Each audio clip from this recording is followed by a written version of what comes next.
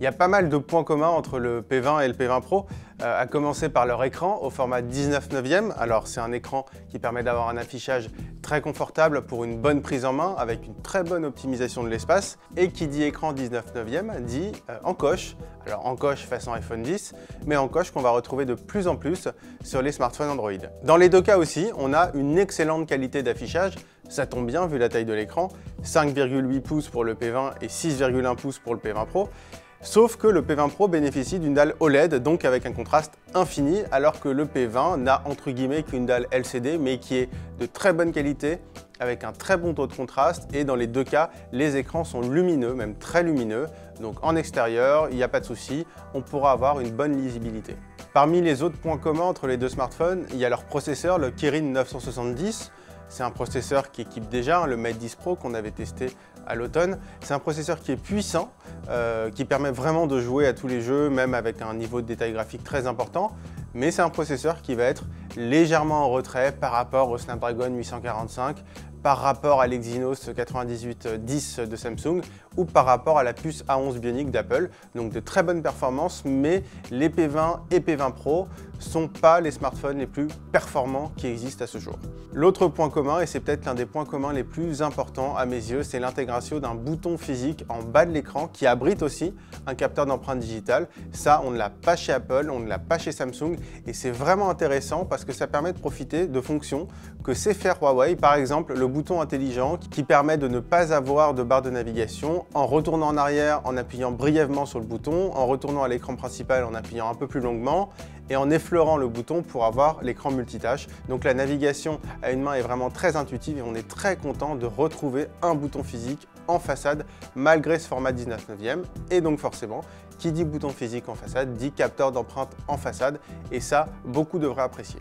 Mis à part cette facilité de navigation entre guillemets, les P20 et P20 Pro ont une interface utilisateur assez peu remaniée, toujours basée sur Android Oreo, mais il y a une petite fonction qui est très intelligente de Huawei qui permet de masquer l'encoche en affichant une barre noire des deux côtés de l'encoche, et ça fait comme si on avait un écran classique entre guillemets au format 18/9, mais en ayant les informations, l'heure, le réseau, etc.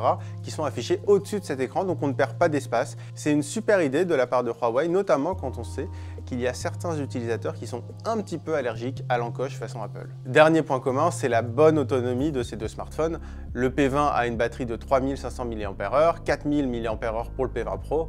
Dans les deux cas, les deux smartphones font au moins aussi bien que la concurrence, voire un petit peu mieux. À la fin de journée, en général, on rentre chez soi avec 30% d'autonomie restante, ce qui est largement suffisant, donc on ne tiendra pas forcément 2 jours, mais pour une journée complète d'utilisation, on a un peu de marge.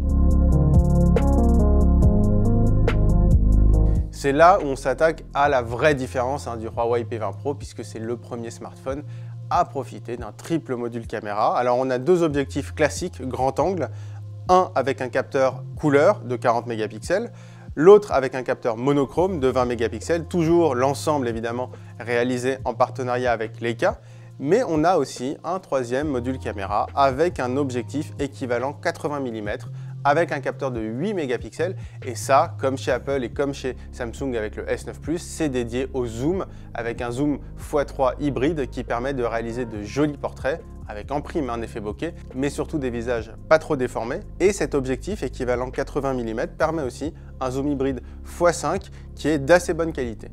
On a vraiment beaucoup apprécié toutes les possibilités offertes par le P20 Pro, notamment par exemple avec des portraits x3 en monochrome qui sont vraiment très bons, même quand on n'a pas beaucoup de lumière. Dans l'ensemble, la qualité d'image est vraiment très bonne.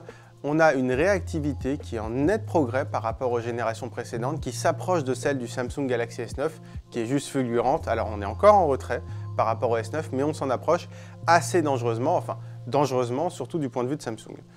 En basse lumière, les résultats sont très bons aussi, même si là encore, Huawei n'arrive pas au niveau de Samsung qui propose à ce jour les meilleurs résultats en basse lumière et surtout en très basse lumière.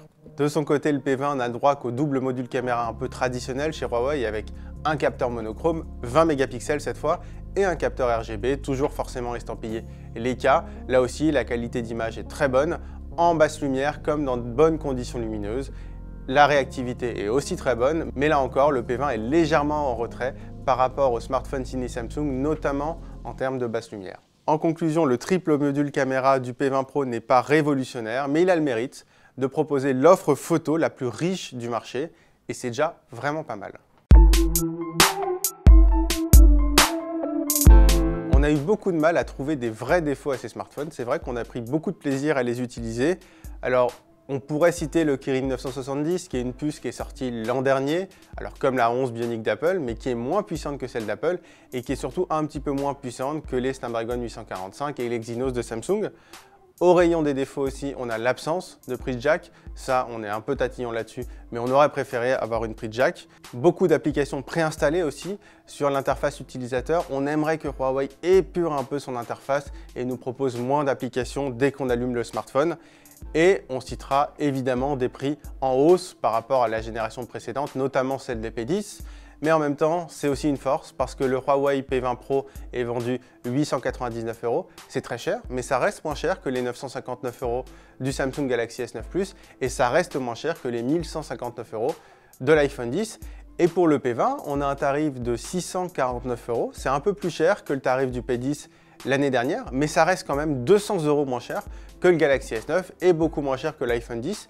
Donc si vous êtes un vrai fan de photos, le P20 Pro, c'est vraiment un smartphone de choix. Et si ce n'est pas le cas, le P20, c'est peut-être un des meilleurs rapports qualité-prix dans le haut de gamme pour 2018.